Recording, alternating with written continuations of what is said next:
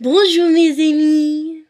Aujourd'hui, je vous enseignerai parler français. La première leçon est une leçon de l'alphabet, des sons nasaux et des 7 accents. Alors, nous commençons. A, B, B, C, C, D, D, I, E, F, F, G, G, H, I, J, K, L, M, N, O, P, Q, R, the back of the throat is like you're hacking up a hairball. R, S, T, U, V, W, X, Y, Z. Let's do it one time through all together.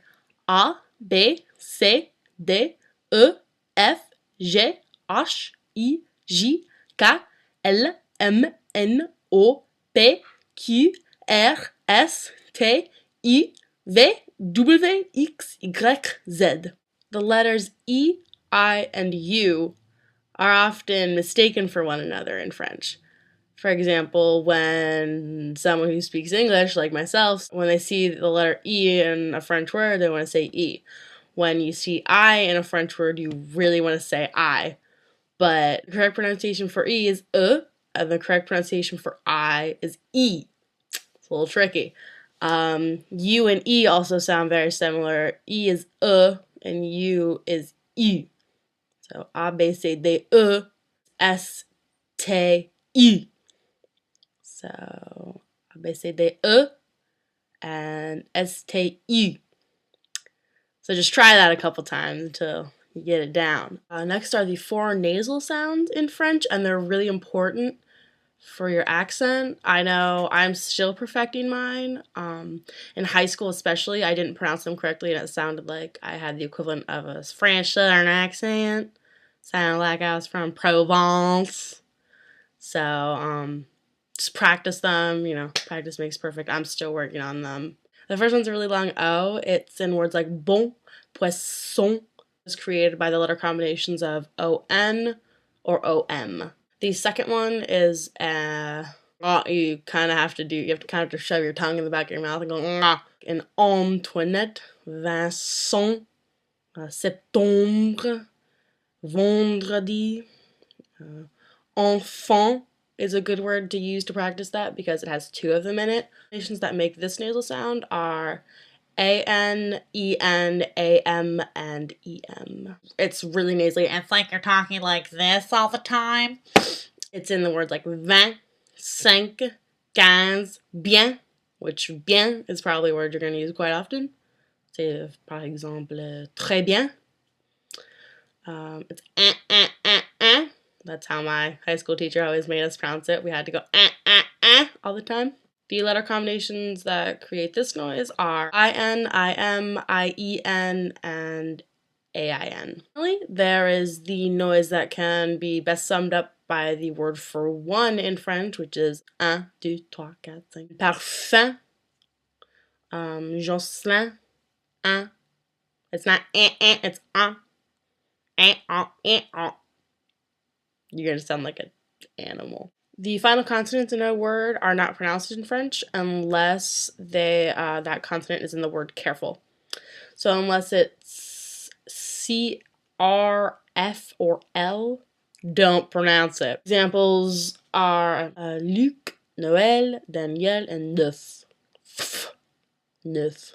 What's really important are the hard and soft sounds in French. For example, the letter C, if it's followed by an A, O, or a U, it's a really hard k sound, such as in canton, café, Cupid. If the letter C is followed by an I or an E, it's an S sound, such as in comme si, like comme si, comme ça, ou Céline. The letter D, if it's followed by an A, O, or a U, it's a hard sound, like in garage. Garage is a good word to practice this because if a G is followed by an A or an E, it's a soft sound, such as in the second half of garage, like it's garage, just zh, it kind of blends in there. S also is kind of situational. When there's only one S, it's pronounced as a Z. For example, in the words poison and désert. Poison and desert. However, in words very similar to that, where there are two S's, an S is pronounced as an S. Like in poisson et dessert. Which finally, for this lesson, I'm going to talk to you about the 7 accents in French. The little accent marks. And there's the accent aigu, which looks like this. Écoutez, préparez, été, it's an E sound. Its counterpart is l'accent grave, which goes the other way, and it's in Michel, Giselle, père, mère. There's l'accent circonflexe, which looks like a little house. It's in words like dîner, hôpital, hôtel. Tréma means that it probably means that there are 2 vowels next to each other, and that they each get their own sound. Like in Noël, égoïste.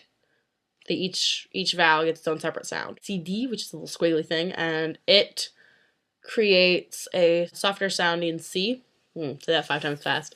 For example, in the word French, français. You pronounce it français because there is la sidelle. If there wasn't, it would be le français. It'd sound like a K instead of an S. L'apostrophe, which is an apostrophe, it's used to connect an article, which we'll talk about later, and a word beginning with a vowel. For example, there's l'hôpital. Without the liaison, it would be pronounced le hôpital. And you get that glottal stop, which makes the language sound less pretty and it flows less. And that's not what the French want. They want a nice, flowy, rhythmic language. So it's l'hôpital, not le hôpital. And then there's the trait d'union, which is basically a hyphen. It's for names like Jeanne-Marc, Marie-Antoinette. You use words like grand-mère, grand-père. There's a hyphen there.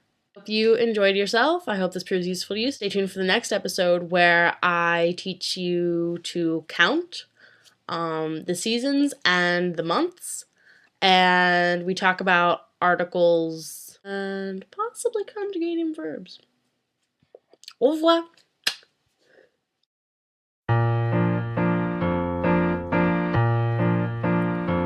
Dans ma jeunesse, il y a des rues dangereuses. Dans ma jeunesse, il y a des villes moroses, des fugues au creux, de la nuit silencieuse.